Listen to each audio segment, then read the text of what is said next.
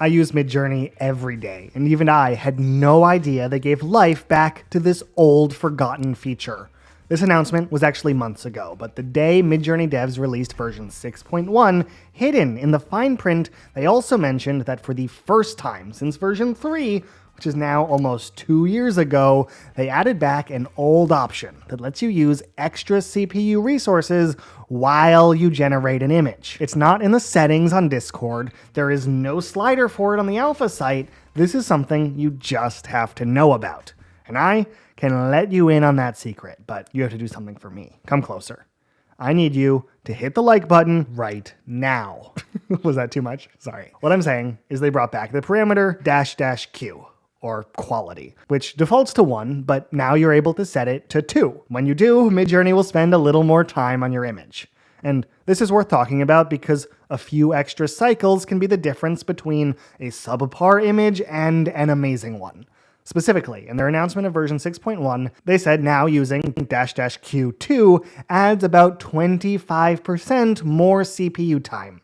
Or as they put it, it'll add more texture at the cost of reduced image coherence. In practice, that means doing this will help in situations where Midjourney needs to process smaller details more. It's awesome for reflections, realistic night scenes, as well as improving details in complex backgrounds, but it's hard to predict exactly when it will be necessary. And if you use it wrong, it can turn soft and beautiful textures into harsh and oversaturated ones. If you recall, Midjourney works through a diffusion process, so it generates a little more detail and a little bit more texture in this kind of step-by-step or frame-by-frame iterative approach. Literally, what's happening when you raise this value for quality, Midjourney is increasing the number of steps or cycles they use to create your image. Sometimes that's a great thing, and sometimes it's a problem. This image here actually shows the trade-off really well. You can see, with Q set to 1, this guy's facial features look a bit warped, like they're made out of clay or something. Whereas here, on Q2, they look better. Not amazing, but definitely less deformed. But you also see some problems here. The wrinkles in his outfit became way too pronounced, and it gave the clouds behind him more texture too. Too much, really. In this case, the clouds started looking more like snow or a splash of water, when obviously you're supposed to see the sky behind him. Thus, improved texture at the cost of coherence.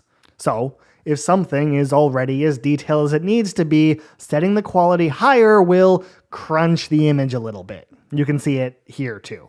It's hard to explain and this is subtle, but the cat's eyes look almost over-textured in this image, where when the quality was set to 1, it looks more normal. You can see the same thing on the cat's chin, though I actually love the blanket on this image, it looks super crisp. But if you want to compare your own images between quality level 1 and quality level 2, you actually need to generate them twice. And we have to make all the other inputs the same. If you have an image you think a higher quality will improve, you can continue the generation by clicking here and here to copy the seed, and then clicking Use Prompt to put all of your other settings in the prompt box. Then type --seed and paste in what you copied. Next, add your new quality level. We'll use Q2. This way you can actually see the difference between what you got with --Q1 and what you get with --Q2. The more you do this, the more you'll have a feel for what sort of prompts will benefit from this higher quality setting. You'll notice nowadays on most images that extra 25% CPU boost has a pretty minimal impact on the outcome. Back when it was on version 3, quality was one of my favorite features because the effect it had was so transformative. When it was announced, Q2 was meant to use about 2 times the default CPU time, which was huge. So that's double compared to what is now at 25%. And at that time, it also went all the way up to Q5. So it was able to cycle for 500% the default amount of time. Obviously, V3 was nowhere near as great a model as we have now. But looking at like this simple prompt of a little slime creature, you can see the difference between Q1 and then how Q5 just keeps on working and cycling and getting better, and you actually get little characters, which version 3 wasn't that good at. Seeing how powerful an impact this used to have makes me wonder how far the modern versions could go if we had a more unlimited control over this feature like we used to. Unfortunately, though, Midjourney wants us to keep wondering, because if you put Q5 at the end of your prompt now, Midjourney just silently switches it back to Q2.